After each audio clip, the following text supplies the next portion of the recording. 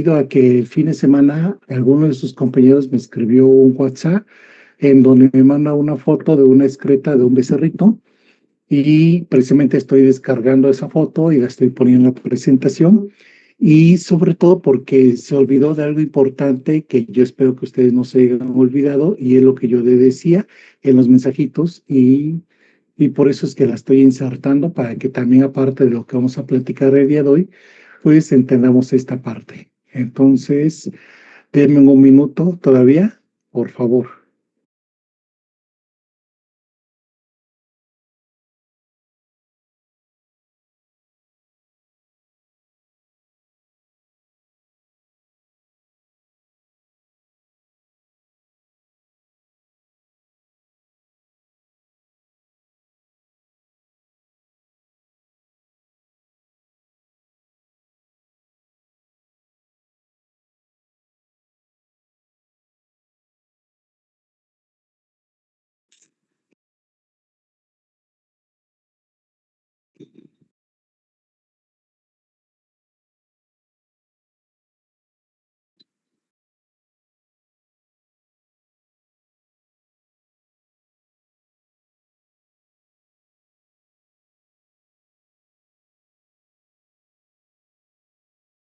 Mientras tanto, hago la pregunta, ¿me permiten hacer la grabación o sin grabación?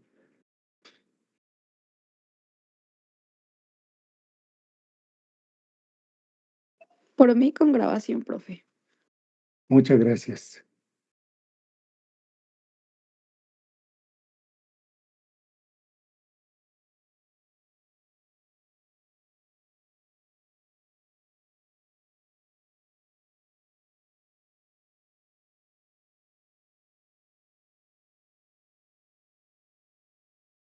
Dejen ver, a ver si ya me permite cargarla.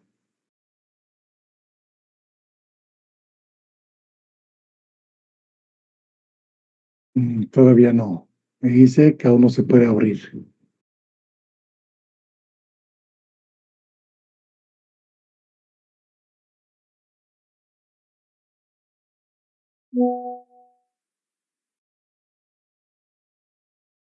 Vamos a esperar 7 días, faltan 3 minutitos. Y a 7 días no, aún sigue indicando que no se puede abrir, pues lo hacemos a la antigüita, abriendo directamente la presentación. De todas maneras, ya la tengo abierta. Lo que quería yo hacer es no perder el control de la plataforma, porque a la antigua se pierde el control de la plataforma, solo veo la presentación. Y por eso es que o lo estoy cargando a la plataforma, pero se ve que se está tardando bastante.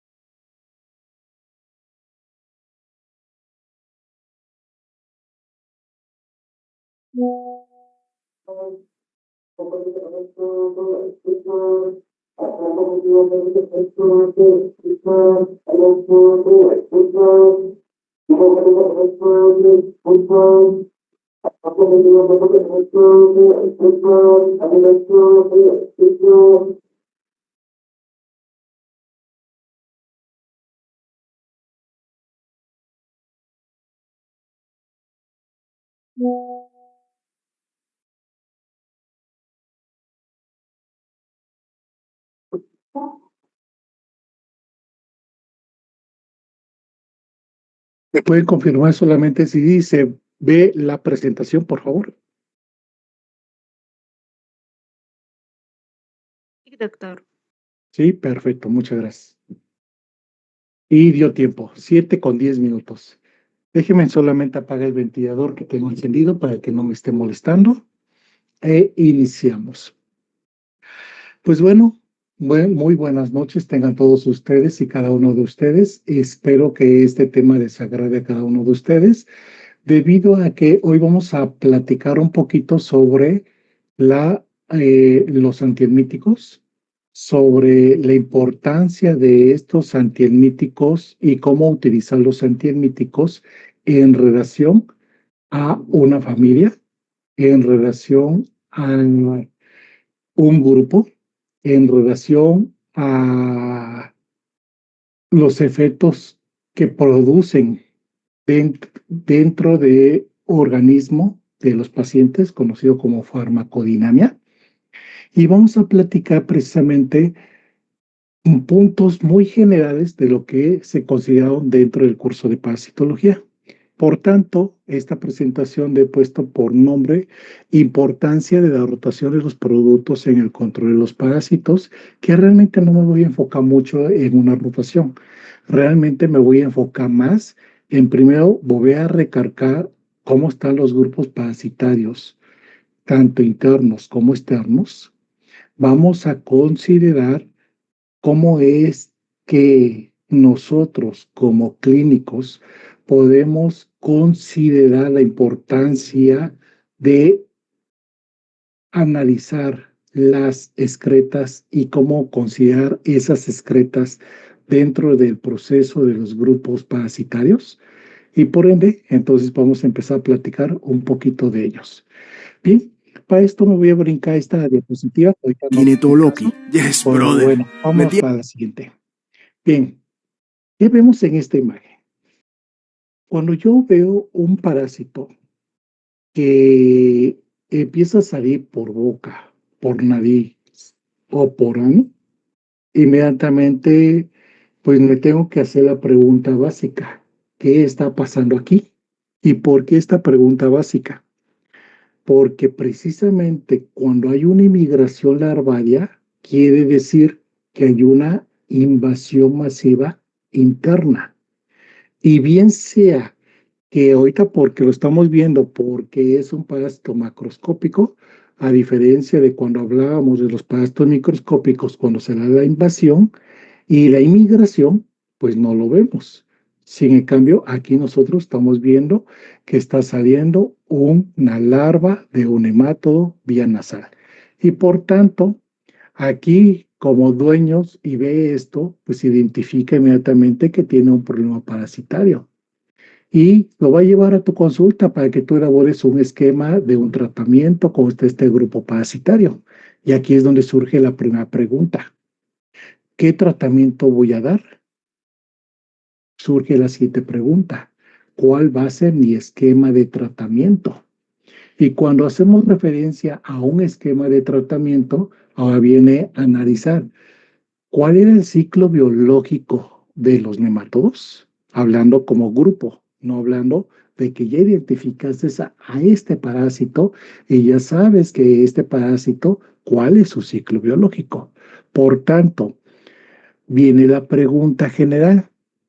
¿Quién de ustedes analizó que los ciclos biológicos por grupos parasitarios eran homólogos? ¿Qué quiero decir con homólogos? Que existían rangos y los rangos eran muy parecidos. Los rangos, si recuerdan por los grupos de protozoarios, hablando de ciclos biológicos, eran días y no pasaba de una semana. Mientras que los nemátodos, hablando de ese rango, también eran días, pero sobrepasaban a una semana. Mientras que los céstodos sucedía lo mismo, eran días, pero sobrepasaban las 3 semanas. Y a eso nos referimos, que entonces, para que tú puedas elaborar un esquema de tratamiento, pues primeramente, lo primero que tienes que hacer es identificar el grupo parasitario. Si fuera el caso que te olvidaste de cuál es el parásito que pudiera tener o cuál es el diagnóstico, lo haces por grupo parasitario. Pero lo que jamás te debes de olvidar es cuál es el rango del ciclo biológico de este tipo parasitario. Por eso es muy importante considerar estas características. Por tanto, cuando nosotros empezamos a cuestionar que ustedes ingresan a una clínica veterinaria o, por ejemplo, voy a poner un ejemplo de algunos exalumnos que he tenido y que me dicen, no, no, yo agarré un programa para hacer mis prácticas profesionales o mi servicio social en el zoológico, el safari, y no nos hacen, no nos dejan hacer nada, no nos dejan meternos con los animales, y lo único que quieren es que lavemos jaulas. ¡Oh, qué maravilla! Y siempre les digo esta frase, ¡oh, qué maravilla! Está súper bueno tu trabajo. Dice, no, doctor, no haga burla. No, es que no estoy haciendo burla. Simplemente te has puesto a analizar el valor como médico veterinario, el valor clínico que tú puedes obtener, lo que tú puedes aprender cuando tú ingresas a una clínica o ingresas, como en este caso al safari, que te dicen, oye, tu primera chamba es lavar la charola de las jaulas, oye, es lavar las jaulas de donde están los pacientes. Ahí viene un valor clínico muy importante. No deberías de quejarte, sino al contrario, deberías de empezar a aplicar tu ojo clínico. Y el aplicar tu ojo clínico no es como ahorita lo estamos viendo, que siempre el paciente al momento esté vomitando el parásito, sino que al momento es qué está defecando, cómo está defecando. Si las heces del paciente son de color rojo vivo o son de color rojo oscuro. Si son diarreicas, qué tipo de diarrea y qué tipo de odor es característico de esas heces. Desafortunadamente no cargó la presentación bien y no cargó esta imagen que quería yo que vieran, porque yo les decía lo que acabé de comentar. Hubo un compañero que me contactó el fin de semana y me mandó una foto donde me decía, oiga, que ya lleva 2 meses el becerro ya no puede ni defecar, ya está muy grave, y me manda fotos de unas heces, y le digo, perfecto. En esa foto, ¿yo qué veo? Color. ¿Qué veo? Consistencia. Y veo el tipo de hemorragia. Lo que no veo y que yo le decía, me tienes que describir es el aroma. Y me tienes que decir el aroma conforme a lo descrito, no como el aroma que tú crees que huele. Por eso en una práctica por ahí se les indicó, identifiquen, ya están descritos, y analicen y identifiquen cuáles son esos aromas, esos aromas característicos para que podamos ver. ¿Por qué? Porque yo decía, lo que podemos sospechar en este caso es que por ser una muestra, en el caso del compañero que me dijo de un becerro, de un bovino, podemos pensar en el que, si paran su micrófono, por favor, podemos pensar en el que pueden tener un problema de cocidias, o podemos pensar que pueden tener un problema de discúlpeme, trichuris por el color de las heces. Pero solo me estoy basando en color y en consistencia, me falta el aroma. Y decía, ¿por qué me falta el aroma? Porque te has puesto a pensar que a lo mejor el problema no es un parásito, sino te has puesto a pensar que pudieras tener una infección enterocecal por una infección bacteriana, como pudiera ser E. coli, como pudiera ser salmonella o otra bacteria enterocecal que pudiera estar afectando, porque me decía, es que ya desparasitamos y ya pasó 2 meses y el becerro sigue enfermo y no se compone y ahorita ya está muy grave. Pues a lo mejor sí están dando un tratamiento erróneo. Y para eso es lo que aquí quiero hacer hincapié primeramente. Cuando tú aprendes a hacer lo que te comenté en la práctica de identificar color, aroma, texturas de las excretas relacionadas con los grupos parasitarios o relacionadas con lo que viste en tu curso de bacteriología, como lo acabé de comentar con las bacterias enterosecales, eso implica un gran valor clínico. Y por eso les decía, no se quejen, aprendan a aprender. Que en hacer eso, solamente tú, si que estudiaste, sabes si está pasando por un problema patogénico tu paciente, a diferencia de una persona de intendencia. Y tú te estás viendo como que, que yo no estudié para 5 años de veterinaria para que me traten como una persona de intendencia y me están mandando a lavar jaulas. Estoy de acuerdo con ese concepto, pero ve ahora el valor y lo que vas a aprender de ese trabajo que vas a realizar. Y por ende, entonces, aquí el, el técnico que contratan para hacer limpieza, él no sabe que si hay desprendimiento de moco, ya hay un problema patogénico que tú puedes identificar. Ese solo tú lo sabes, porque por eso lo estudiamos, por eso lo vimos, por eso lo analizamos. Solo tú sabes que si es rojo vivo, rojo oscuro, sabes a qué nivel está el daño. Si recuerdan, mencionábamos, si es rojo vivo, quiere decir que el problema está en la parte de los intestinos gruesos, en la parte del ciego, en la parte del colon o distal o más caudal, en la parte del ano. Pero decía, pero si las hemorragias son muy oscuras, está muy distal, quiere decir, está hasta arriba, hasta el intestino delgado, la lesión o el daño. Y entonces vamos a empezar a analizar. Por eso es que no siempre vamos a tener la oportunidad de ver lo que estamos viendo en este momento, de que el paciente está vomitando, está expulsando los parásitos, y esto solo va a suceder cuando hay una sobreparasitosis. Por ende, entonces, sí que siempre debemos de recordar que existen muchas formas parasitarias.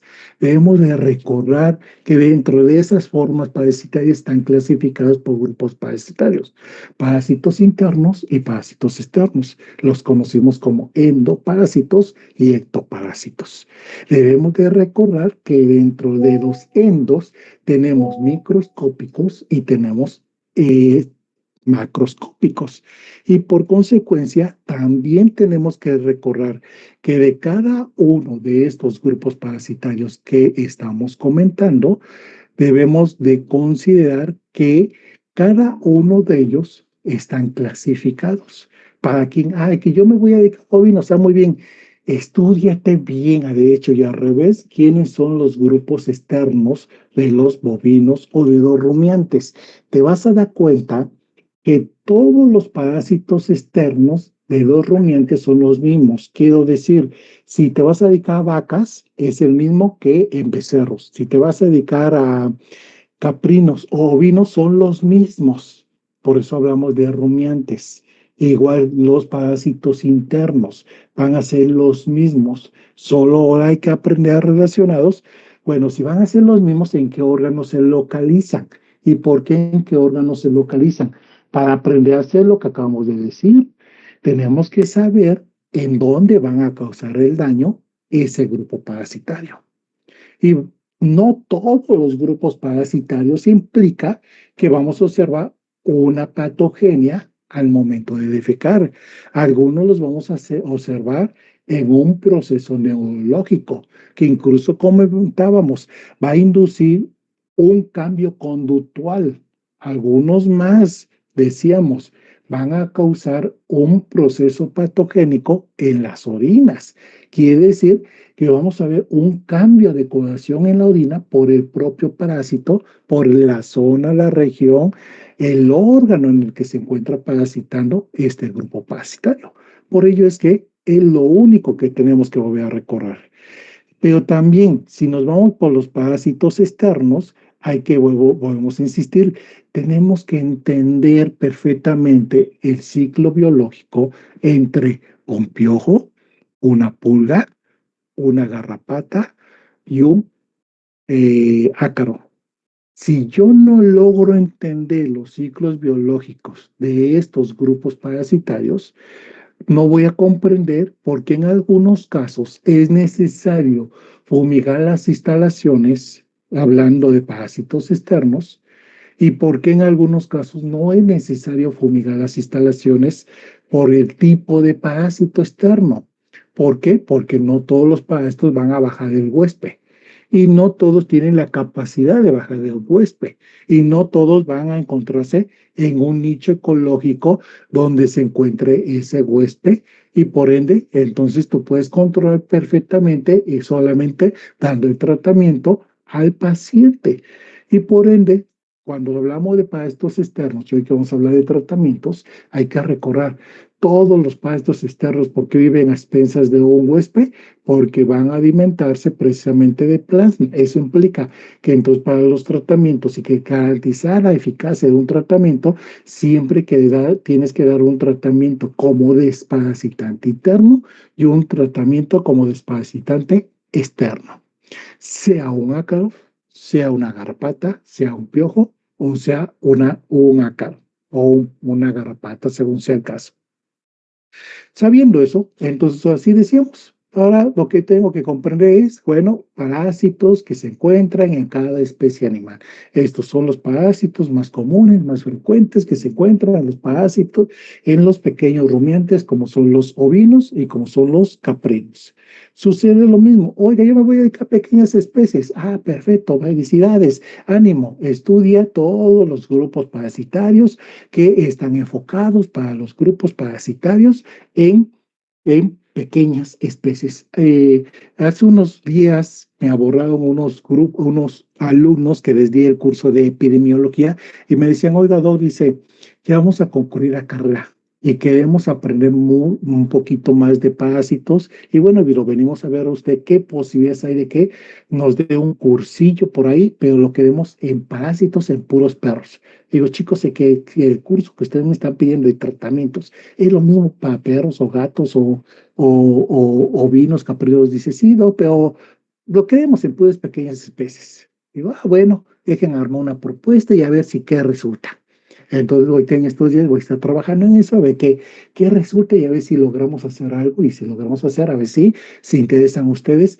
¿Por qué? Porque ellos me propusieron que no fuera solamente una explicación de tratamientos, sino me propusieron que fuera un cursito de 3 días, me propusieron que fuera un cursito donde yo explicaba bien los grupos parasitarios de perros y gatos y donde se les veía igual sobre técnicas de diagnóstico para esta especie. Dice, Doc, nomás para perros y gatos. Digo, oye, me queda clarísimo. Y bueno, pero bueno, a ellos no les ha quedado claro esto, que estos grupos parasitarios que estamos mostrando en esta diapositiva, no les quedó claro que son los mismos que vamos a observar en gatos. Por eso son monogástricos. Entonces sucede que en gatos, cuando se presentan estos grupos parasitarios, pues también tenemos parásitos externos, también tenemos parásitos internos, y si hicieron flashazo de las imágenes, vean a ver que se repiten los grupos parasitarios tanto en perro como en gato. Por ejemplo, pongo el ejemplo, Vipiridium caninum, y estamos hablando de gato. Ah, porque el Vipiridium le da la misma especie al gato, porque Toxocara canis también le da al gato y le da al perro. Entonces, Didophila diamitis también le da al gato y al perro. Entonces, vamos a ver y decíamos, esos son los mismos grupos parasitarios. Pues es lo único que si tú ya tomaste una decisión a qué te vas a dedicar, pues haz así tu listita, identifica los grupos parasitarios para que puedas entender perfectamente los ciclos biológicos, sin recordar que cada parásito interno, o sin olvidarte que cada parásito interno tiene sus propios ciclos biológicos. Y esos ciclos biológicos siempre de sí o sí tienes que recorrer los periodos de prepatencia, porque esos periodos de prepatencia son los que te van a permitir tomar decisiones. Y esas decisiones están basadas a los periodos de prepatencia. Decíamos, si recuerdan que ahorita que estamos pasando este video, decíamos, si el parásito es intracelular obligatorio, decíamos, es obligatorio que para que puedas tener realmente un tratamiento integral, que es un desparasitante más antibiótico. De lo contrario, decíamos, no te va a funcionar. Segundo, decíamos, está destruyendo las vellosidades, está evitando la captación de líquidos en el organismo del huésped. Por tanto, va a haber una deshidratación extrema. Segundo, va a haber una desnutrición severa. ¿Por qué? Porque ya no va a absorber nutrientes. Por tanto, tienes que poner energía al huésped. Tienes que pensar que también va a necesitar vitaminas y sobre todo la vitamina A y la vitamina D, que es la que va a necesitar para que lo puedan levantar inmediatamente. Y bueno, todos estos tienen que ver con qué, con forma de cómo se comportaba su ciclo biológico. Y por eso es que en todos los grupos parasitarios vimos esos ciclos biológicos y vimos que no los ciclos biológicos no eran idénticos, pero que sí eran homólogos y que cada uno de ellos tenía algunas pequeñas particularidades. Y esas particularidades son lo que acabamos de comentar, tomas de decisiones para que ustedes puedan dar un tratamiento, para que ustedes puedan dar un adecuado, una adecuada toma de decisión en el momento que ustedes van a dar ese tratamiento. Por ende, a mí así me cargó aquí la imagen que yo quería, pero la coloqué yo creo en una ubicación errónea. Esta es la foto que me manda el compañero. Y yo digo, perfecto, yo veo la coloración.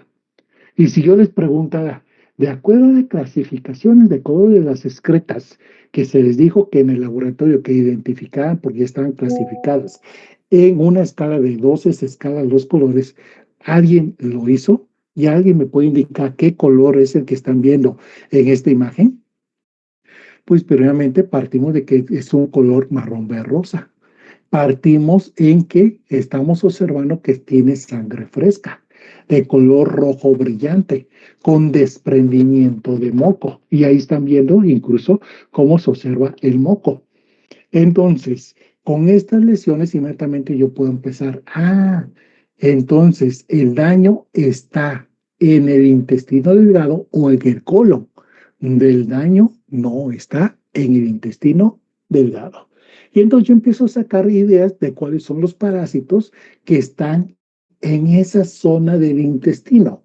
O puedo sacar ideas de cuáles son las bacterias enterocecales que se encuentran en esa zona del intestino y que se caracterizan por tener estas características en la clínica. Y cuando nosotros empezamos a ver estas características, ahora también decíamos, hay que observar la consistencia. ¿Por qué la consistencia? Porque vimos que había parásitos que causaban diarreas.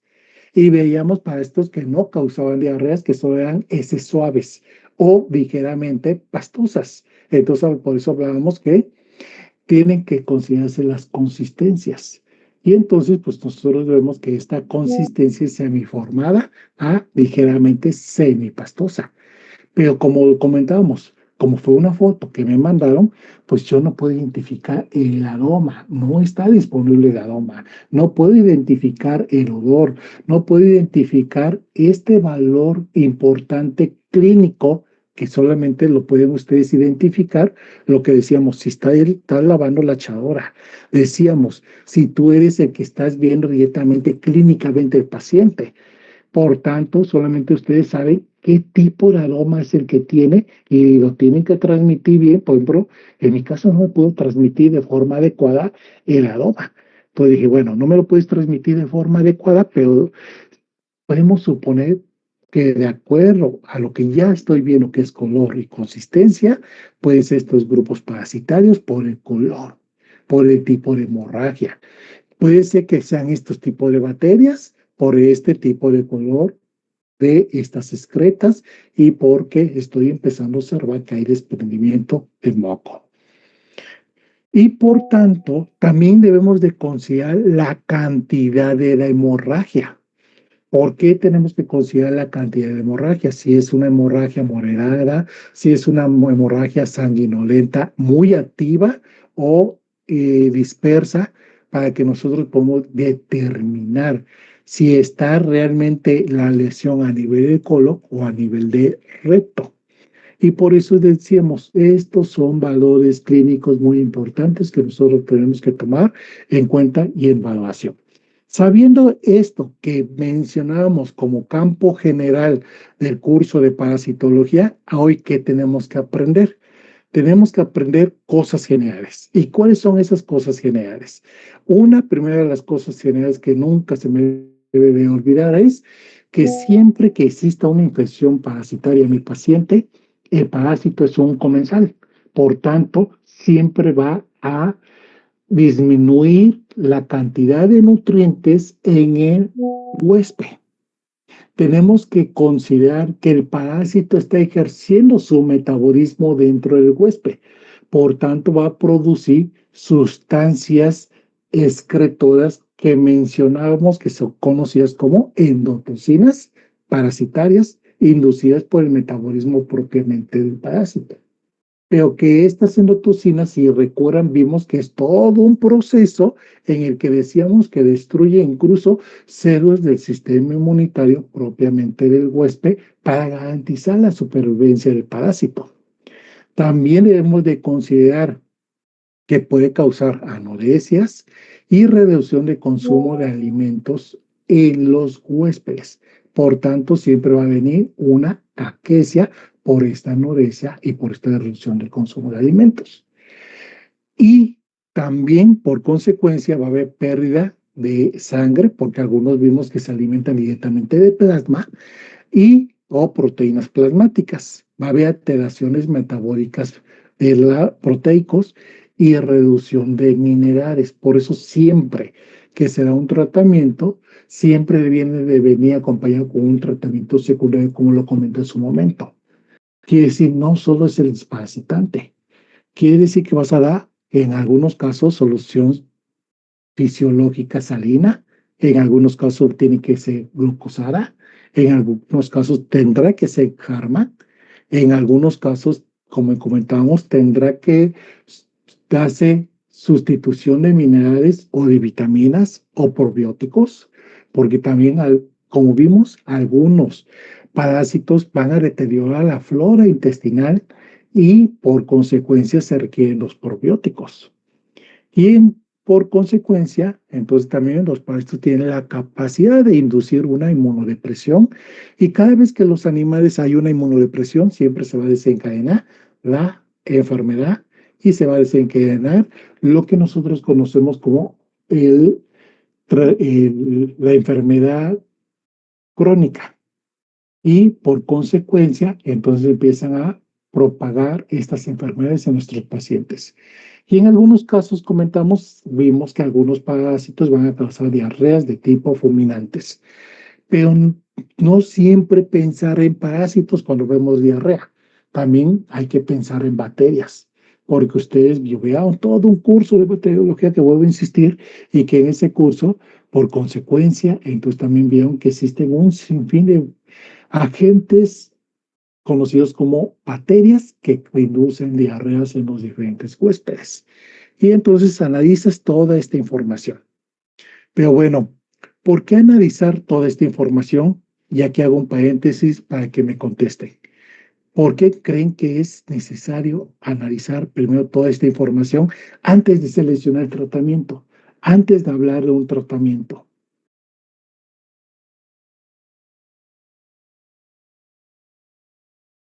¿Por qué? Nomás alguien que diga algo que se le ocurra muy rápido. Acá avancemos.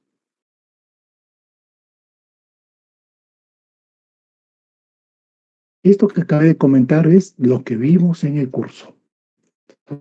¿De acuerdo? Este curso, este video lo pasamos en algunas de las diapositivas, que ahorita no corre. Bueno, les cortamos la lengua.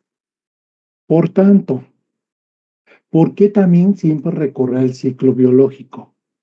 No solo por el periodo prepatogénico, sino también por el periodo postpatogénico. Disculpa, no es el post, es el prepatogénico. ¿Por qué el patogénico? ¿Por qué el patogénico? Porque el patogénico también me va a decir que, bueno, este parásito que está interno en el huésped va a producir huevos y van a ser evacuados tanto en las heces y van a contaminar los lugares donde consumen alimento nuestros huéspedes. Y por consecuencia, entonces, en este caso es un ciclo biológico de un céstodo que produce proglótidos y que produjo huevos y que el huevo necesita infectar a un huésped intermedio y que si este ácaro ovíparo existe en esa zona, en esa región, se va a cerrar su ciclo biológico porque el paciente, en este caso el bovino, cada vez que paste, se va a comer este ácaro y se va a cerrar su ciclo biológico. ¿Por qué? Porque en el ácaro se ha desarrollado el cisticercoide y por ende, entonces ahí se cerró su ciclo biológico. Y por eso es que conocer los ciclos biológicos. ¿Para qué?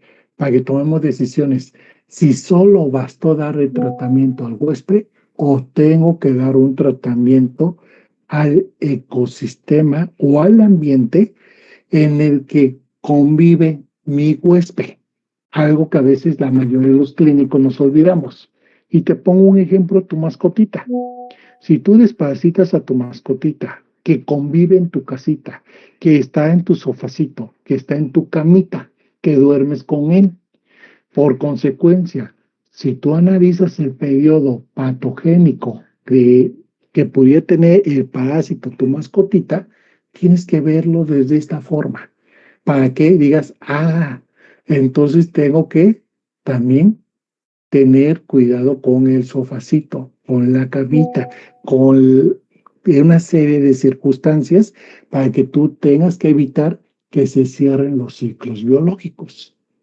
Y bueno, también consideramos que dentro de ellos, si recuerdan, decíamos que también hay factores asociados para que se presenten o se desarrollen las infecciones parasitarias. Y sobre todo, porque, y más ahorita que ya iniciaron las temporadas de lluvias en este momento, sabemos nosotros que un factor asociado tiene que ver con la humedad. Todos los parásitos que tienen ciclos biológicos se benefician mejor entre mayor humedad existe en el nicho ecológico, pues son factores asociados.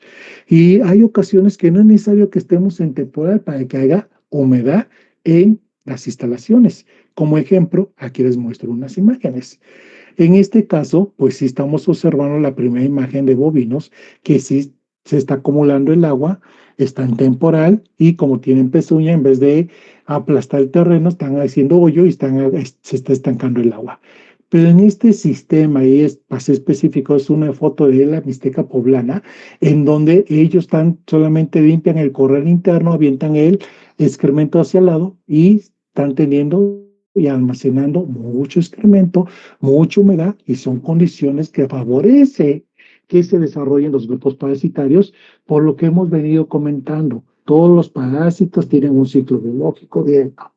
Y igual se olvidan que existen, o por ejemplo aquí, ¿qué pasó con esta cabrita? La están sacando del corralito, está aquí, y esta está conviviendo con todo este ecosistema que está favoreciendo para que pueda tener una infección parasitaria. Pero bueno, todo esto lo vimos en el curso. Todo esto lo comentamos en el curso de diferentes grupos parasitarios. ¿Qué es lo que no comentamos y lo que ahora tenemos que entender? Esto, ¿cómo se clasifican los desparasitantes? Cuando nosotros hablamos de que hay dos formas de que se clasifican los desparasitantes, hablamos de que existen vermicidas y existen vermífugos. Quiere decir que existen desparasitantes en el que solamente actúan sobre el anabolismo del parásito. ¿Se acuerdan que dijimos que los parásitos ejercen un anabolismo y un catabolismo? Pues a eso me estoy refiriendo. Me estoy refiriendo que solamente existe un grupo de parásitos que actúan sobre el anabolismo del parásito. Y viene la pregunta, ¿quiénes serán? ¿Los vermicidas o los vermífugos? Por obvias razones. Cuando nosotros hablamos de los vermífugos, estamos haciendo mención de que estos son los desparasitantes que actúan sobre el anabolismo del parásito. ¿Y qué quiere decir? Quiere decir que son desparasitantes que están diseñados únicamente para matar al parásito de hambre, para que el parásito no ejerza su metabolismo.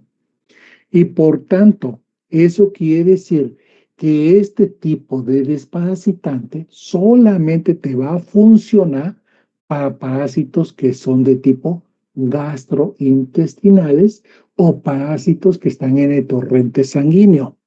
¿Qué va a pasar con los otros grupos parasitarios que están en otros órganos o cavidades? No te va a servir, ni cosquillas te va a hacer, o parásitos que son a nivel de intracelulares, tampoco le va a funcionar como tratamiento. Por eso es que ahora yo tengo que saber qué tipo de parásito es el que tengo, y si tomas la decisión de utilizar un desparasitante conocido como vermífugo, ¿qué tienes que hacer tú? Tú tienes que tener un calendario de desparasitación bien cerrado.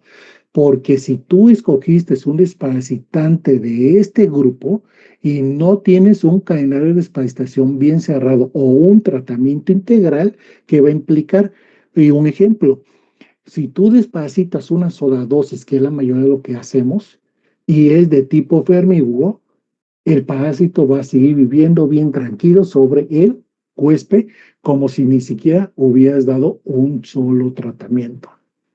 Mientras que cuando tú seleccionas un desparasitante que se caracteriza por ser vermicida, como su nombre lo indica, este desparasitante sí tiene la capacidad de matar, tetanizar al parásito.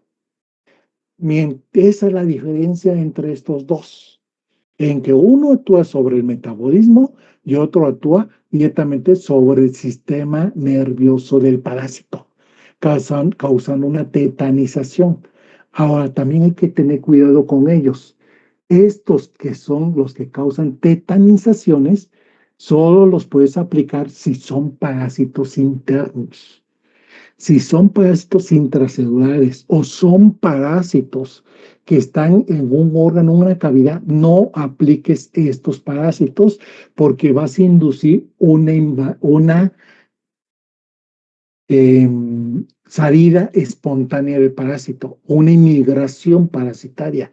Y van a empezar a migrar y va a pasar lo que vimos en la primera video, que empiezan a vomitar los parásitos o empiezan a salir los parásitos por las heces y no están muertos, sino tienen movimiento. Y si ustedes pusieron atención, esos parásitos tenían movimiento a pesar de que dieron un tratamiento.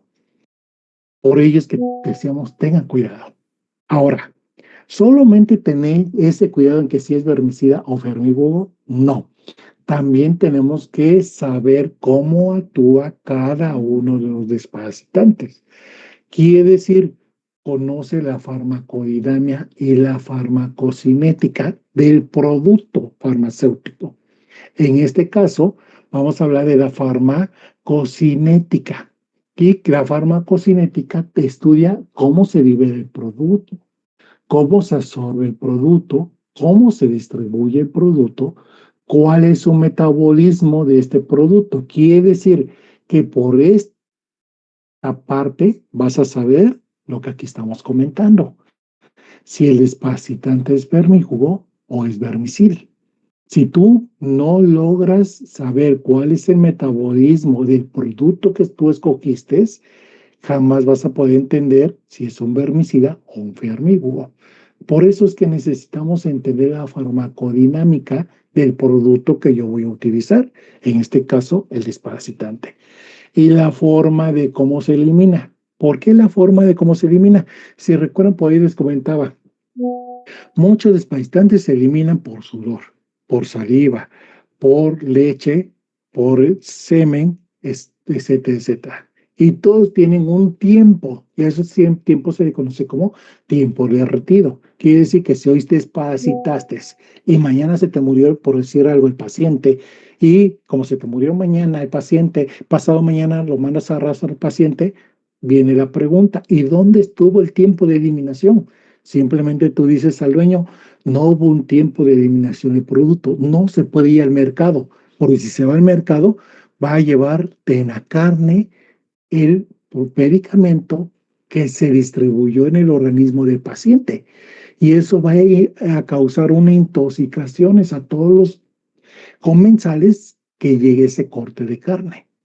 Y entonces lo que nosotros tenemos que evitar es ese daño secundario que podemos inducir, o podemos decir que vas a aplicar y dices, ay, qué bueno soy, voy a desparasitar a un montón de gente gratis. ¿Por qué? Porque aplicas una molécula conocida como desparasitante y efectivamente vamos a llegar a desparasitantes, pero no con la concentración necesaria para matar un parásito, con una concentración baja. Y con una concentración tan baja que a veces creamos intoxicaciones o a veces creamos resistencia y la estamos creando a partir de los alimentos. Pues por eso es importante conocer este proceso de eliminación. Y bueno, yo no me voy a meter a hablar hoy de farmacocinética, simplemente solo comentar que existe este proceso y que esto lo vas a ver en tu siguiente curso y que lo tienes que entender perfectamente para que tú puedas sacar lo que acabamos de decir. Este es vermicida, este es vermífugo. Sabiendo eso, ahora, ¿qué debes de sacar y qué más debes de aprender? ¿Cómo están clasificados los desparasitantes? Quiere decir que en todo el curso vimos que existen moléculas. Todo esto que tengo en color blanco en esta diapositiva son moléculas, quiere decir principios activos. Estos principios activos son desparasitantes, pero cada desparasitante actúa sobre un grupo parasitario específico. Por ahí en alguna ocasión les llegué a preguntar, oigan, ya terminamos la unidad de protozoarios. ¿Qué se dieron cuenta? Hubo un silencio total. Y bueno, era la pregunta en el sentido de decir que, se dieron cuenta que los desparasitantes que se utilizaban para todos los grupos parasitarios eran las mismas moléculas. Y entonces quiere decir que hay desparasitantes para protozoarios, hay desparasitantes para nemátodos, hay desparasitantes para céstodos y hay desparasitantes para tremátodos. Entonces, hay grupos de desparasitantes para cada grupo de parásitos. Y eso es lo que yo debo de entender, que no todas las moléculas están indicadas para todos los grupos de parásitos. Por tanto, ¿qué más debo de entender? Que esas moléculas que están por grupo parasitarios también están como moléculas dentro de una familia antiparasitaria. Y cuando hablamos de una familia antiparasitaria, es lo que tenemos que entender, bueno, de estos principios activos, ¿en qué familia están? En mi caso personal, no me gusta decirte lo que te estoy diciendo aquí. ¿Por qué no? Porque aquí yo no te digo cuál de estos productos, cuál es el que está en qué familia. A mí me gusta decirte, estos productos pertenecen a esta familia y esta familia actúa de esta forma. O sea, hablando de la farmacodinámica. Por eso es que esta diapositiva se voy a ahondar un poquito más en indicar en rojo son los principios activos. ¿Estamos de acuerdo? Y todos estos rojos que son principios activos, el color que tengo en letra mayúscula, que es benzimidazoles, significa que esta es la familia. Entonces quiere decir que solamente existen 5 familias como desparasitantes internos. Yo solo te puse 4, pero solo hay 5. Están los benzimidazoles, los imidatiazoles, los salisarínidos y las latonas macrocíticas.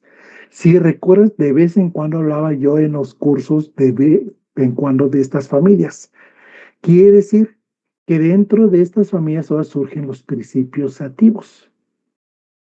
Igual, si quieres tomar una foto, una captura a esta diapositiva, te comento, no te puse todos los principios activos porque la lista está enorme, está larga. Entonces solamente te puse un resumen de esta lista. ¿Pero por qué te puse un resumen? Porque quiero que analices. Los benzimidazolles, ¿para qué grupo parasitario crees que se puede utilizar? Aquí hago un paréntesis. ¿Quién cree que me puede ayudar? ¿Para qué grupo parasitario puede utilizar las moléculas de los benzimidazolles? ¿O para qué grupo parasitario aplicarías el tratamiento? Sencillo. ¿Por qué es sencillo? Te vas a la diapositiva anterior, buscas la molécula y ya sabes para qué grupo parasitario lo puedes ocupar. Entonces, nuevamente hago la pregunta. Estos principios activos que pertenecen a esta familia, ¿para qué grupo parasitario creen que los puedo ocupar?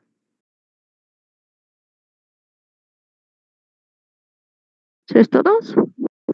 Céstodos, no. ¿Otra propuesta? Para protozoarios, Ahí está, para protozoarios.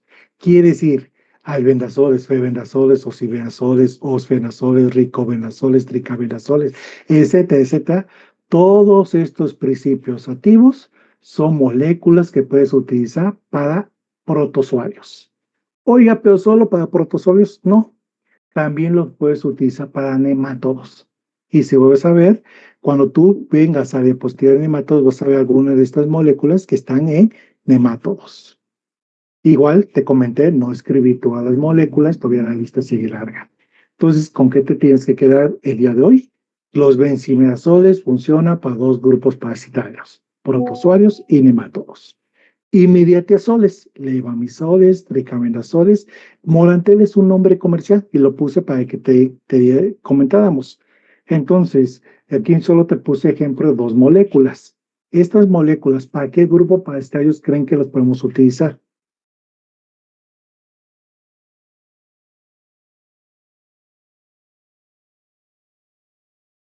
Hagan el ejercicio, váyanse a la otra diapositiva y dígame, sencillo, para tremátodos.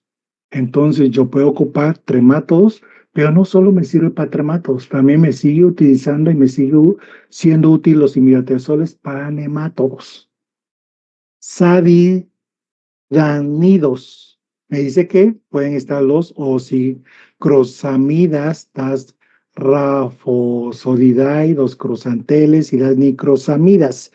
¿Para qué grupo parasitario creen que se pueden ocupar?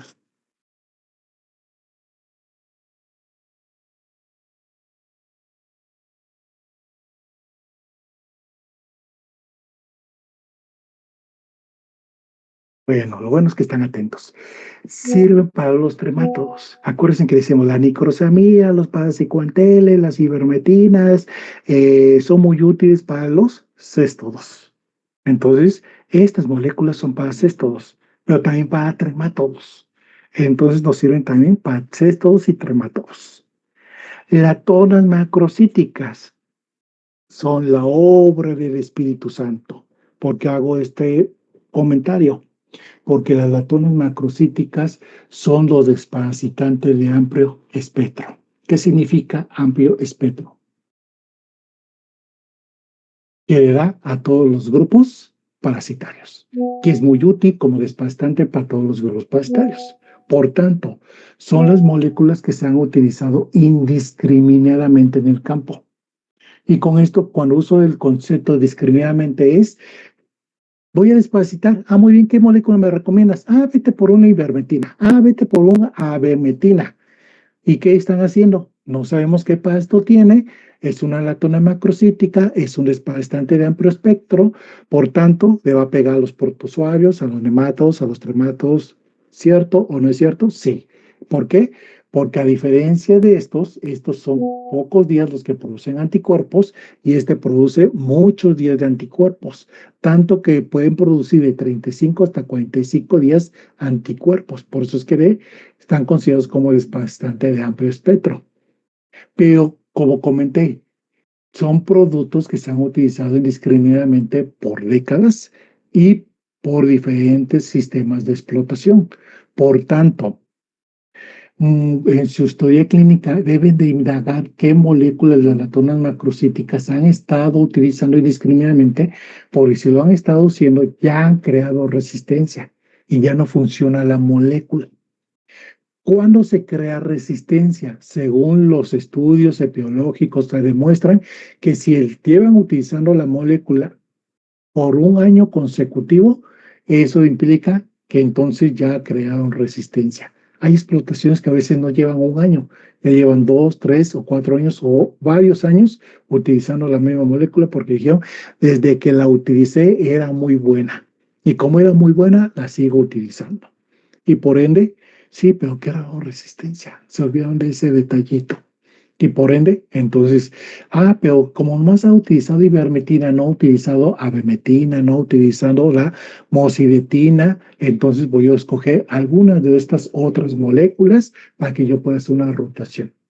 Si en cambio, cuando hablamos de rotación, la rotación no debe ser como la acabé de comentar. La rotación debe de ser entre familias, no entre principio activo de la misma familia. ¿Por qué? Porque aunque hagas esa rotación, entonces eso implica que realmente el medicamento no te va a funcionar. Y por eso es muy importante saber lo que decíamos, lo que aprendimos en el curso. Saber qué parásito es el que tiene tu paciente. Determinar desde la clínica a qué problema parasitario crees que te estás enfrentando y conforme a esto que crees que te estás enfrentando, eso implica que entonces tú vas a seleccionar una molécula adecuada al problema que tú crees que te estás enfrentando. Pero para saber a qué te enfrentas, pues tienes que hacer en tu historia clínica. Y por ende, entonces escoge la molécula que tú vas a seleccionar a esa situación de salud que te está enfrentando tu paciente. Pero bueno, igual aquí mismo te puse un nombre comercial que se llama Bimec. ¿Y por qué lo puse? Porque entender que tú no vas a ir a una clínica a decir de una ivermectina, vermetina, porque va a decir, me está pidiendo principios activos y no me está pidiendo nombre comercial. Lo correcto es que ustedes aprendan a identificar nombres comerciales y qué moléculas están en esos nombres comerciales. Y que este principio activo que tiene nombre comercial, a qué familia pertenece. Pero también tengo que saber cómo funcionan las familias y por qué tiempo producen anticuerpos estas familias, que es lo que vamos a ver en este momento y a continuación. Los benzimidazoles, al igual que los promidazoles, actúan sobre el metabolismo energético del parásito, causando un descomplamiento mitocondrial del parásito. Por tanto, entonces es un desparasitante que actúa sobre el metabolismo propiamente del parásito. Por esta circunstancia, lo que viene siendo estas familias de los benzimidazoles y promidazoles producen muy poco tiempo anticuerpos y por consecuencia, entonces, por ese tiempo es que si ustedes no aplican una segunda dosis, el parásito entonces vuelve a recuperarse nuevamente y a recuperar de nuevo su metabolismo y nuevamente puede obtener enzimas necesarias para obtener la energía como parásito y puede continuar su vida como si nada hubiera pasado si es que utilizaron un desbastante de este grupo. Por consecuencia, la familia de los imidatiazoles me dice que actúan sobre el sistema nervioso del parásito. Estos son los que causan lo que decíamos la tetanización del parásito. Y por consecuencia, entonces estos sí causan una muerte cuando hablamos que actúan sobre acción del parásito. Y bueno, me dice que afecta directamente a los ganglios nerviosos del parásito por varias razones como resultado de la presente una parálisis propiamente del parásito. Y bueno, esto es lo que nos dice cómo actúan. Ahora te traje un pequeño ejemplo. Cuando yo compro un producto, decíamos, viene la etiqueta, viene el nombre comercial, y en este caso me dice que el nombre comercial es un Ricosol. Este Ricosol, aquí te puse, pertenece a la familia de los imidatiazoles. Bueno, ¿cómo sé que pertenece a esta familia? Porque todos los principios activos tienen una fórmula, y la fórmula me va a decir el principio activo de este nombre comercial. En este caso me dice que es un sulfóxido de albendazole. Me está diciendo que su principio activo es un albendazol. Por tanto, por eso sé que es un benzimiazole. Pero ¿por qué más te puse la etiqueta? Vamos a analizar que todos los productos farmacéuticos siempre de sí o sí nos van a dar una descripción del producto indicando para qué es útil este producto. Y lo voy a leer tal cual dice descripción del producto. Es un antiparasitario de amplio aspecto para bovinos, ovinos, caprinos que actúan contra nematodos gastrointestinales, pulmonares, así como solitarias, y ponen entre paréntesis, si no te quedó claro el concepto solitaria, taenia. Su acción abarca parásitos, huevos, larvas, aún hipobióticas, migrantes o enquistadas y adultas. Viene pregunta para ustedes. De esta descripción que me dio el producto, ¿qué es cierto y qué no es cierto? ¿Cómo sabe qué es cierto y qué no es cierto? Pues ya vimos cómo actúan los benzimidazoles. Y si no se acuerdan, de nuevo me voy para atrás para ver cómo los benzimidazoles. Los benzimidazoles me dicen que actúan sobre el metabolismo energético de los parásitos. Me voy más atrás y me vimos que los benzimidazoles eran las albendazoles, febenazoles, ocibenazoles, bla, bla, bla, bla, bla. Entonces eran todos estos principios activos. Por tanto, nuevamente regreso a esta diapositiva. ¿Qué es cierto y qué no es cierto? ¿Quién me ayuda? Primero, lo que yo no me voy a poner a discutir con la etiqueta es que me dice que es un antiparasitario de amplio espectro. ¿Por qué no me voy a poner a discutir con esto en la etiqueta? Porque vuelvo a revisar esta diapositiva. ¿Qué dijimos? ¿Los benzimidazoles son desparasitantes de amplio espectro? ¿Sí o no?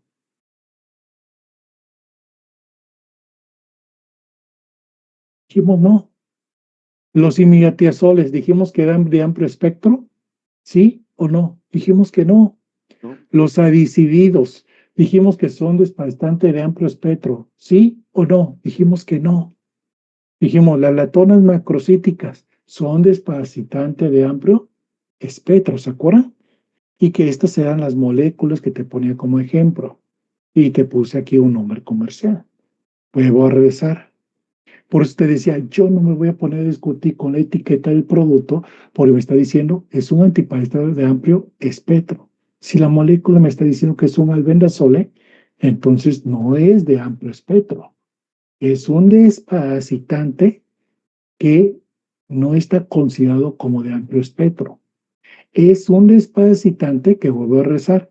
¿Para qué grupo parasitario indicamos que funcionan estas moléculas? Alguien me dijo, para protozoarios, dijimos sí.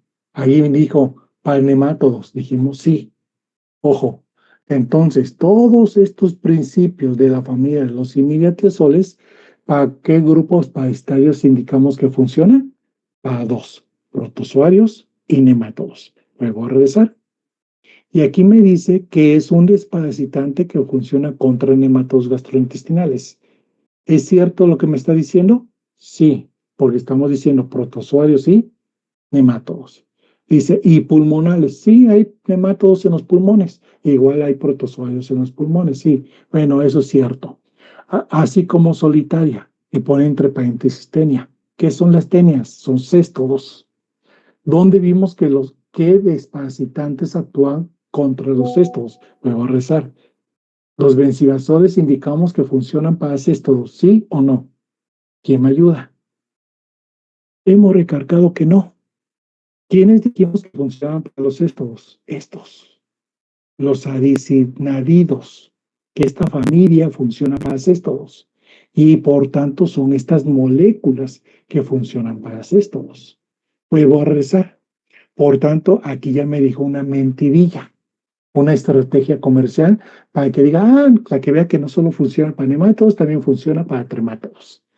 Entonces, por eso les decía, ahora yo como médico clínico tengo que analizar qué es lo que realmente me está ofreciendo el laboratorio y si lo que me ofrece el laboratorio, qué es real y qué no es real, o qué realmente se ha demostrado que sí funciona o qué se ha demostrado que no funciona. Para eso es que existe la farmacodinámica, la farmacocinética, para que nosotros vamos a entender y no irnos por el camino del que lo que ya me dice la etiqueta, sino por eso es que siempre al final termina diciendo consulte a su médico veterinario. Y esto lo dice consulte a su médico veterinario por lo que estamos comentando, porque tú sabes para qué grupo parasitario funciona esta molécula, porque tú sabes que esta molécula pertenece a esta familia, porque tú sabes que esta molécula funciona solo para estos grupos parasitarios, mas no para estos grupos parasitarios. Y por tanto, si tú dices de paciente solamente tiene nematodos, va, me sirve. Pero si tú dices mi paciente tiene céstodos, dices no, no me sirve. Entonces descartas esta propuesta como desparasitante y buscas otra propuesta conforme, insisto, en las familias, insisto, sabiendo cómo funcionan las familias de esos desparasitantes, hablando de esas moléculas. Tercero, haciendo un análisis de lo que sí te ofrece de forma adecuada y para el laboratorio para que tú tomes decisiones. Ahora me dice, acción que abarca parásitos huevos. Pregunta, ¿los huevos vimos que se producen y se desarrollan dentro del huésped? No. Oh, es correcto. No, nunca lo vimos. Entonces, los huevos, ¿dónde se evacúan? Vimos que todos los huevos, si eran cestos, salían por un porrótido y se evacuaban en porrótido, y en porrótido estaban en el medio ambiente hasta que el porrótido lo liberaba en el medio ambiente como huevo. Y si era nematodo, salía el huevo hasta las heces y salía al medio ambiente. No permanece dentro del huésped. Para que un desparasitante abarque y actúe sobre huevos, el huevo tiene que estar dentro del huésped. De lo contrario, no se va a desarrollar, no va a actuar sobre huevo. Larvas. Bueno, hay larvas que se desarrollan con el proceso de la infección. Es claro. Dice, aún hipobióticas, aún migrantes o enquistadas. No me está diciendo que puede ser hipobióticas, pueden ser migrantes, enquistadas o adultas, va a actuar. Perfecto. Pero solo para qué grupo parasitario, insisto, para nemátodos. Y es lo que ustedes tienen que analizar. Por eso les comentamos. Si recuerdan, me acuerdo que a veces platicaba más con un grupo que con otro grupo. Y me acuerdo que había un compañero que me decía, oiga, ¿y usted cuándo desparasita? ¿Dónde compra sus medicamentos? Dijo, qué bueno que haces esa pregunta. ¿Por qué? Mira, yo por regular visito a un exalumno que hace años tuve como alumno en el curso de parasitología e hizo su clínica, su farmacia, y visito precisamente su farmacia, pues me queda cerca, me queda de paso, y siempre cuando me ve me dice, no, ya sabe usted, le doy el precio de amigos, amigos y amigos. Yo sabe el concepto de 3 veces amigo. ¿Por qué? Porque me decía, ese es el precio hacia el público en general. Ese es el precio de amigos, ese es el precio de amigos amigos, y este es el precio de amigos amigos. Y me enseñaba su tabla de precios que le entregaba el laboratorio. Y me dice, este de amigos, amigos, amigos, dice, es tal cual como yo lo compro en el laboratorio y es tal como se lo voy a dar a usted, no le voy a ganar ni un peso. Y si yo se lo voy a dar, tal cual lo compro con este precio al laboratorio. Yo le decía, por eso lo compro. Pero ¿por qué lo maldigo, lo comento? Porque me decía, ¿qué necesita, doc? Necesito un desparasitante, necesito vitaminas, minerales, etcétera. Mira, este es bueno, este es bueno, este es bueno. Y me arrojaba de un montón y digo, espérame, estoy revisando la molécula. Y estoy haciendo lo que ahorita estamos haciendo. ¿Por qué? Porque si todos nos vamos con lo que me está dando como laboratorio, en este momento no me va a ser útil. ¿Estamos de acuerdo? Y por ende, pues no estamos haciendo un análisis de forma adecuada. Y es lo que nosotros tenemos que aprender. Si nosotros no aprendemos a hacer un análisis de lo que nos dan las etiquetas, entonces no hemos aprendido a ser profesionales. Y es lo que necesitamos aprender a ser profesionales.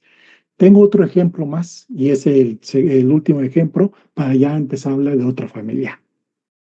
Bien, nuevamente, buscamos primeramente a quién, al principio activo, ¿estamos de acuerdo? Entonces aquí yo busco sustancia activa, Valmec, este es el nombre comercial, es un febendazole, este es el principio activo.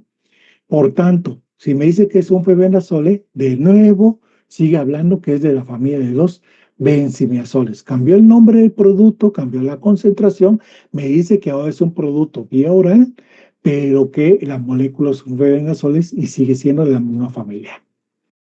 Ahora me dice antihelmítico de amplio espectro. Me dice que igual es de amplio espectro. Hago la misma pregunta. ¿Qué hicimos el análisis? ¿Esta molécula es de amplio espectro? ¿Sí o no? No. Es correcto, no es de amplio espectro. ¿Por qué? Voy a rezar. Vimos que los benzimiazoles, y aquí está febendazoles, que es solamente para protozoarios y para nematodos, no es de amplio espectro, a menos que esté como moléculas de las latonas macrocíticas. Estas sí son de amplio espectro. ¿Por qué? Estos solamente producen de 3 a 5 días anticuerpos. Y estos producen día y medio anticuerpos. O sea, 36 horas. Por eso es que no se consideran de amplio espectro. Luego a avanzar entonces. Por consecuencia, entonces sabiendo eso, descartamos y decimos no es de amplio espectro. Es de contra parásitos pulmonales y gastrointestinales. Aquí no me dice si son hematos, no me dice si son cestos, solo me dijo pulmonares y gastrointestinales. Aniquilan fases adultas, larvarias y huevecillos. O sea que están hablando de los canzoncillos, de los parasitillos. Por eso tienen huevecillos. Yo siempre estoy peleado con esta frase. Siempre he dicho, son huevos, pero bueno. Entonces, viene la pregunta. ¿Me dijo contra qué grupo parasitario va a actuar? No. Solo me dijo que para parásitos pulmonares y gastrointestinales. No me dijo para qué parásitos. Por tanto, no puedo debatir con esta etiqueta. Y me dijo que para adultos, larvas y huevos. Igual ya comentamos, huevos es imposible y más que me está diciendo que es un producto vía oral. Por ello es que vuelvo a insistir, hay que analizar estas tablas. Ahora, voy a regresar aquí. De nuevo, lo que no hemos dicho cómo actúan las lactonas macrocíticas, porque son desparasitantes de amplio espectro. Son desparasitantes de amplio espectro porque su principal efecto es inducir una parálisis en los parásitos. Estimula una liberación de ácido gamma-aminobutírico y por consecuencia hace que el parásito sea impulsado a través de una parálisis, pero estos solamente funcionan como desparasitante de amplio espectro si son parásitos gastrointestinales. Si son parásitos de cavidades, no vamos a ver que haya este proceso como desparasitante. Por ende, ahora tenemos que entender lo que decíamos, cómo vienen sus presentaciones. Pues ya vimos dos ejemplos, uno que era vía oral y uno que era vía intramuscular, quiere decir inyectable. Por tanto, existen aplicaciones intramusculares o subcutáneas o orales como desparasitantes o intravenosos. Y todos vienen en presentaciones indicando cuántos mililitros por cuánto de peso vivo tienes que aplicar al paciente. Eso sí, eso lo estudia muy bien el laboratorio para saber cuál es la cantidad adecuada para no inducir una intoxicación sobre el huésped y sobre todo la concentración necesaria para garantizar la tetanización del parásito. Por eso sí hay que hacerle caso.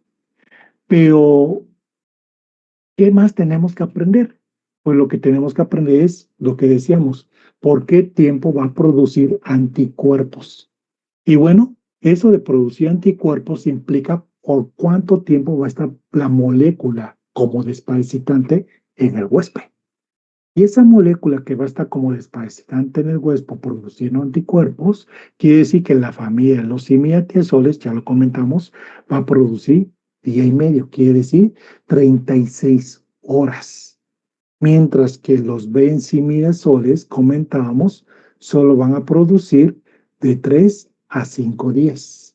Van a producir anticuerpos. Mientras que los familias de los adinadidos van a producir 15 días anticuerpos.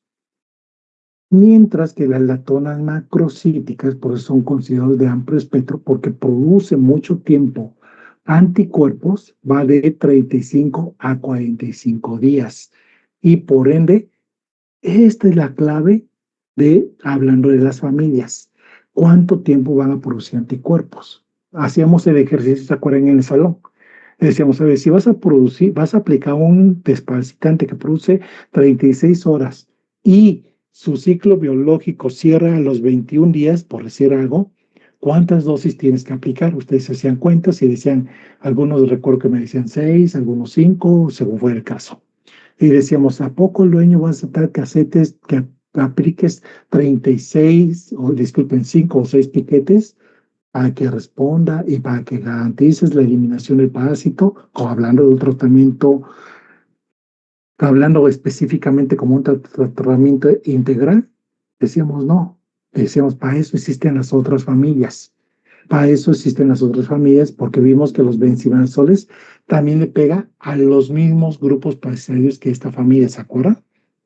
Y por ende, entonces también sirve para nematodos, al igual que sirve para nematodos. Entonces tengo otro producto que sirve para nematodos. Este lo vamos a utilizar más para protozoarios, pero que también vemos que los benzodiazepinas también funcionan muy bien para protozoarios. Y entonces empiezas a tomar decisiones. Pero partes tu decisión por qué tiempo producen anticuerpos como familia. Solo que no te olvides que dentro de esta familia pues están los principios activos. Por ejemplo, aquí te puse ejemplo. Benzimidazol es una familia. Albendazol, disculpa, es un principio activo. Que este principio activo que está dentro de esta familia.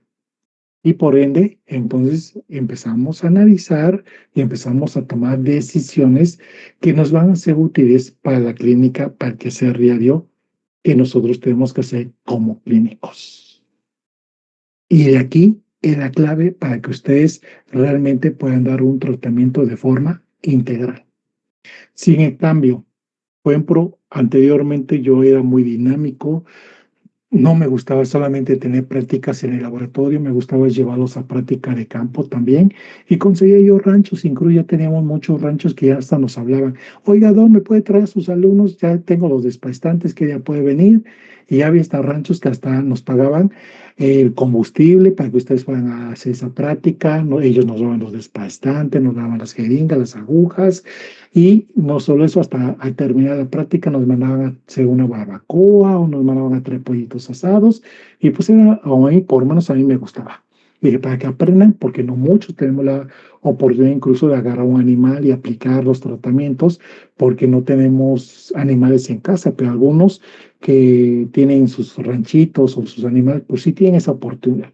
Entonces, esa era mi idea. Pero desafortunadamente, pues bueno, fueron sucediendo cosas que no me fueron agradando y entre ellas, pues empezaron a matar animales. ¿Y por qué empezaron a matar animales? Porque lo que comentábamos, que todos los productos indican cuántos mililitros por peso vivo del animal se tiene que aplicar. Y entonces decíamos, mira, este producto dice que es 1 ml por cada 50 pesos de peso vivo del paciente. Entonces, pesen bien el paciente antes de aplicar el tratamiento. Y como los dividíamos en equipos para que avanzáramos y trabajábamos bien, entonces cuando iban algunos compañeros, oiga maestro, disculpe, pero que haya miembros de mi equipo que no están haciendo lo que usted nos indicó. Están llenando las jeringas y nomás las están aplicando y lo están inyectando por inyectar sin saber cuánto están aplicando. Y cuando llegaba ya tenían 2 o 3 intoxicados y a veces ya no los lográbamos hablar de la intoxicación porque aplicaban moléculas de más. Y por ende, pues hice mi berrinche y dije, ya, jamás los llevo de práctica.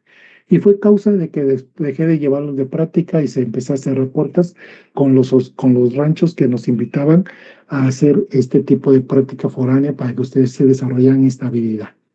Y bueno, ¿y por qué lo comento? Porque en el caso de perros es fácil que nosotros tengamos una báscula. Pero en el caso de bovinos, pues no vas a tener una báscula adecuada y no vas a cargar una báscula de ese tamaño para pesar el bovino.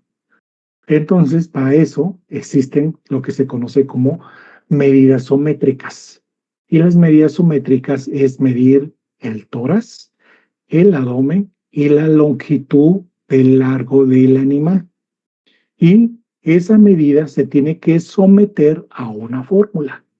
Y pregunta, ¿ya vieron estas fórmulas y ya vieron cómo son las fórmulas en algún curso que han llevado? ¿Sí o no?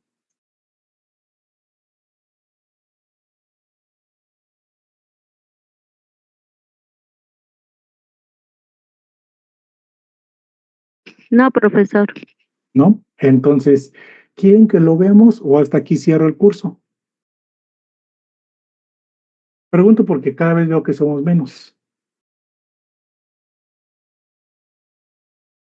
Sí, estaría bien ver lo de Bien, todo lo vemos el cálculo, rapidísimo. por favor. Entonces, existen fórmulas. Para una hembra vamos a utilizar la fórmula de peso vivo, es igual a perímetro de tórax al cuadrado por longitud de largo del cuerpo por una constante que va a ser 87.5. Esta va a ser la fórmula que cuando tú hagas las medidas, lo vas a aplicar en la fórmula para una hembra en bovinos. Para cuando midas un macho, va a ser la misma fórmula, solo que va a cambiar la constante. La constante ahora va a ser de 90 Y te vas a dar cuenta, insisto, que es la misma fórmula, solo cambia la constante.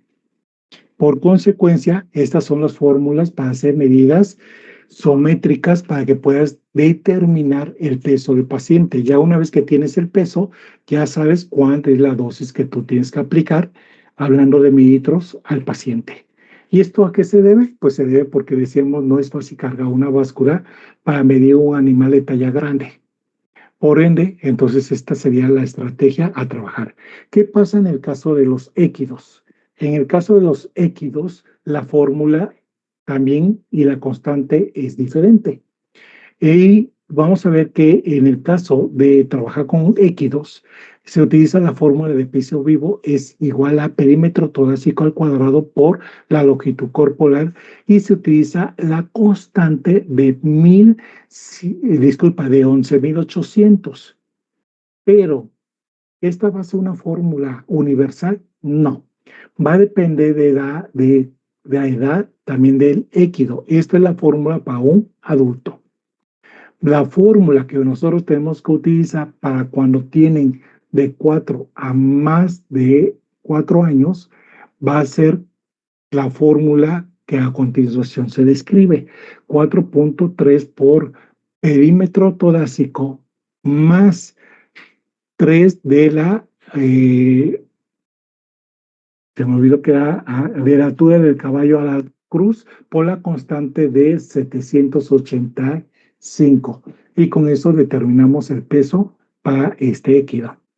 Para el caso de caballos menores de 4 años, la fórmula va a ser ahora de 4.5 por perímetro torácico menos 370 y para determinar lo que viene siendo el peso. Para el caso de un potro, acuérdense que hablamos ya de un caballito tierno, jovencito, va a ser la fórmula de peso vivo por perímetro torácico al cuadrado por la longitud corporal por la constante de 11.000. Y entonces aquí estas van a ser las fórmulas que vamos a utilizar para hacer la medida isométrica y determinar cuál va a ser el peso de ese paciente. Luego insistir, ¿para qué necesitamos el peso? Pues necesitamos el peso para saber cuál es la dosis que ustedes van a aplicar. Solo por eso es que estamos hablando de que pueden utilizar estas dosis. Ahora, una vez que hemos hablado de estos, y solo les puse dos medidas sométricas de especies mayores, porque insisto, hablando de pequeñas especies es fácil tener una báscula. Incluso ovinos y caprinos que me llevaba yo a los alumnos, usábamos las básculas romanas para pesar, y que quien nos pedía mucho apoyo era el sistema producto caprino, y que nos pedía, y siempre armábamos una jornada de una semana, y en una semana nos daban alojamiento, dormitorio, nos daban desayuno, comida y cena, los productores, y se organizaba una pachanga muy bonita y que como la extraño, pero bueno, entonces usábamos las básculas romanas y funcionaba pero muy bien. Igual, cuando los productos farmacéuticos cambian, ¿a qué me refiero con cambian? Porque la mayoría de los productos farmacéuticos vienen, como lo comenté, vienen 1 mililitro por cada peso vivo. Entonces te hablan de mililitros. Y entonces con eso no tienes que hacer ninguna conversión ni hacer ningún cálculo. Pero en el caso de cuando te habla de que el fármaco viene en concentración y me habla que viene en porcentual o en miligramos, aquí es necesario utilizar una fórmula. ¿Y qué fórmula vamos a utilizar? Bueno, te pongo, por ejemplo, vamos a utilizar levamisol al 5% y viene una presentación de 250. Entonces, aquí lo que vamos a hacer es, vamos a hacer una fórmula de una regla de 3, de 3 por 3. Y por consecuencia, entonces hacemos nuestra fórmula para determinar cuántos miligramos son los que corresponden. Pero aparte, también, ¿por qué habla de las concentraciones? Porque los levamisoles vienen al 2%, al 3%, al 5%, al 10%, y de ahí se brinca al 12%. Entonces, los levamisoles son moléculas muy tóxicas para los rumiantes. Como especie, rumiantes son muy tóxicos. Por ende, en los rumiantes se recomienda, si vas a utilizar un levamisol, nunca utilices del 10 y del 12 porque vas a causar una mortalidad por intoxicación, porque de por sí son intolerantes a esta molécula, los rumiantes.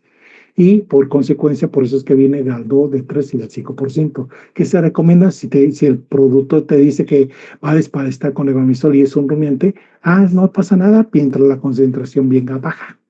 Si la concentración viene alta, entonces tienes que hacer los cálculos para que puedas sacar una concentración más baja y no puedas inducir una intoxicación y que el paciente se te muera. Por eso es muy importante hacer estos cálculos. Y bueno, te traía aquí otro cálculo para que veamos nosotros cómo es que vamos a sacar esta información y con lo que ustedes puedan sacar las dosis en relación al peso. Entonces aquí te pongo los ejercicios así muy rápidamente para que a partir de aquí, entonces yo pueda determinar cuáles son estos, ¿cómo sería? Cuánto es el volumen a aplicar de este tratamiento que nosotros vamos aplicando, conocido como ivermectina. En este caso me dice que para el peso de 450 kilos, que en bovino no pesan estos, sino pesan muchísimo más, pero bueno, lo tomé por esta decisión, entonces vamos a aplicar 4.5 mililitros. Y bueno, entonces, ¿qué hacemos a nivel de campo cuando nosotros no sabemos qué pasto tiene, cuando nosotros no sabemos qué anda desparasitando, cuando nos piden una recomendación? Entonces lo que nosotros hacemos es basarnos en los estudios biológicos y por ahí se los llegué a comentar en clases. Que es muy importante que los estudios biológicos los revisen en su zona y en su región, si recuerdan. Es decir, siempre hay estudios biológicos en una zona donde ustedes se establezcan. Y eso porque son necesarios los estudios biológicos para que ustedes puedan tomar decisiones de cómo van a desparasitar de forma estratégica para tener control de parásitos, de acuerdo a conocer qué parásitos son los de la región, de acuerdo para conocer cómo se comportan los parásitos en las diferentes estaciones del año, y conforme a eso ustedes pueden tomar decisiones. Por eso es que aquí tengo dos líneas, una línea roja y una línea de color verde. La línea roja me dice que es parásitos que se presentan en el paciente. La línea verde me dice que son parásitos que se encuentran en los pastos, o sea, en el medio ambiente. Entonces, si hablamos de que tengo que desparasitar a un huésped, me tengo que ir por la línea roja, ¿están de acuerdo? Entonces me dice que en el mes de junio a octubre, que está considerado como verano-otoño, me dice que la carga parasitaria en los animales se ha visto que en esta época del año es baja. Mientras que cuando se acerque entre el mes de octubre a noviembre, se empieza a incrementar las cargas parasitarias. Por ende, entonces se recomienda que a mediados de octubre o finales de octubre se dé una dosis como desparasitante. Pero como comentamos, cuando no se sabe qué parásito tiene, pues lo correcto es aplicar una molécula conocida como de amplio espectro. O sea, vas a utilizar una molécula de latonas macrocíticas. Pero me dice que también dentro de los estudios epidemiológicos que existen en invierno, que va de noviembre hasta marzo, me indica que siempre las cargas parasitarias en los huéspedes son altas. Por tanto, para evitar que sí mantenga alta, entonces lo que nosotros estamos haciendo con la primera dosis es que baje esa curva de parásitos, y en vez de que vuelva a subir esa curva, entonces para el mes de enero, finales de enero o inicios de febrero, ahí estamos aplicando una segunda dosis para que todavía más bajemos esa carga parasitaria, para cuando entremos a primavera, verano, no se incrementen los parásitos, porque se ha visto que a nivel de pastos, en primavera, verano, se incrementan los parásitos. Y como están en pasto los parásitos, entonces al pastear se van a autoinfectar de nuevo. Y por consecuencia, para evitar que tengan esas infecciones por pastear, entonces estamos dando a finales de marzo una tercera dosis, porque los parásitos se están incrementando, insisto, en el medio ambiente, a finales de marzo o en el periodo primavera-verano. Y por eso es que se da esta estrategia, ya conociendo los estudios epidemiológicos que existen. Y bueno, entonces a mí me gustaría quedarme aquí. No sé si ustedes estén de acuerdo. Y me gustaría, ¿por qué? Porque solamente vengo ya explicando y esto es para que de plano nunca ha tomado un desparasitante, explicando cómo se utiliza la jeringa, explicando por qué viene en color ámbar, que nunca se tiene que exponer al sol ni al calor, y cómo se aplican los desparasitantes, en qué zonas se aplican los desparasitantes, y esto que ya lo vimos en alguna diapositiva, en relación a cómo se vienen los avances en los desparasitantes y las nuevas tecnologías en relación a las vacunas. Y lo que sí quiero tocar un poquito son los parásitos externos, que ahorita lo estoy viendo, porque no hemos hablado nada de desparasitantes externos. También los desparasitantes externos, conocidos como ectoparásitos, también existen por familias. Y entonces es un error arrancar los cetoparásitos o desprenderlos del huésped, porque a veces dicen, que existe un control manual o natural, y solamente quita el parásito, sí, pero hemos dicho que eran entradas por otros agentes oportunistas. Por ende, entonces no es una medida recomendable y menos como profesionistas. ¿Y esto a qué? Porque decíamos que se quedan anclados los palpos. Y por ende, como se quedan anclados los palpos, entonces quedan abiertas las entradas y van a ser otros agentes oportunistas que van a ingresar. Por tanto, existen garrapaticidas y ocidicidas ya patentados por los diferentes organismos nacionales y por los propios laboratorios que están recomendados para utilizar, que no causan intoxicaciones a nuestros pacientes. ¿Y cuáles son ellos? Pues son los que se conocen como organofosforados. Los organofosforados solo producen anticuerpos 2 días. Por eso es que si utilizas un organofosforado, lo vas a tener que utilizar con mucha frecuencia. Los piritroides, las amidinas, las latonas macrocíticas, que ya vimos que son parásitos externos, pero que se combinan para crear también tratamientos externos, inhibidores de crecimiento o conocidos como feniluráceas, y los nuevos que salieron conocidos como fenilpidazolonas y inmunológicos. Estos nuevos salieron en el año 2002 y salieron como una estrategia porque ya existía mucha resistencia hacia las garrapatas, sobre todo en los estados húmedos, como es Veracruz, Campeche y todos los estados tropicales, que siempre existe mucha humedad. Ojo, aquí estos son ¿qué? Son familias. Ahora, esas familias van a interactuar sobre las garrapatas. Muy bien. Por tanto, estos son los principios activos. Quiere decir, un órgano fosforado existen también los principios activos, como los corfefifos, diazonol, y así sucesivamente. Y en rojo te puse cuál es su efecto residual. ¿Qué quiero decir con efecto residual? El tiempo en el que van a producir anticuerpos. ¿Qué te recomiendo? De igual forma, toma de un flachazo a esta diapositiva porque te va a ser muy útil. Igual, aclaro, no son todas las moléculas que vas a utilizar con todos los principios activos que existen de los órganos fosforados. Solo te puse ejemplos. Y de los órganos fosforados, piritroides, amidinas, todos ellos existen en talco, en polvo, en jabón y en champú. Entonces los vas a encontrar en todas esas presentaciones. Mientras que los endoticidas y los vas a encontrar solamente en baños y solamente son para aplicar a la altura de la cruz.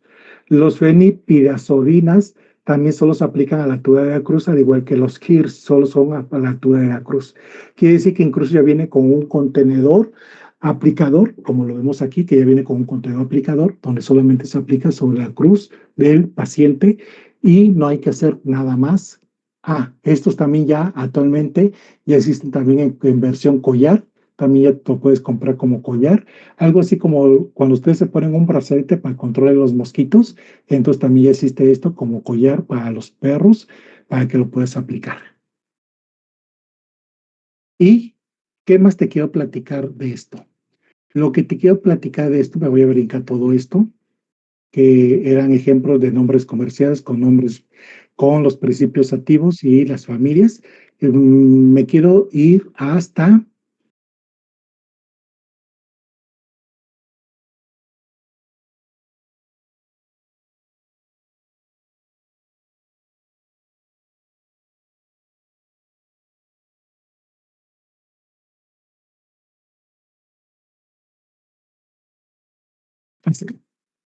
ahora.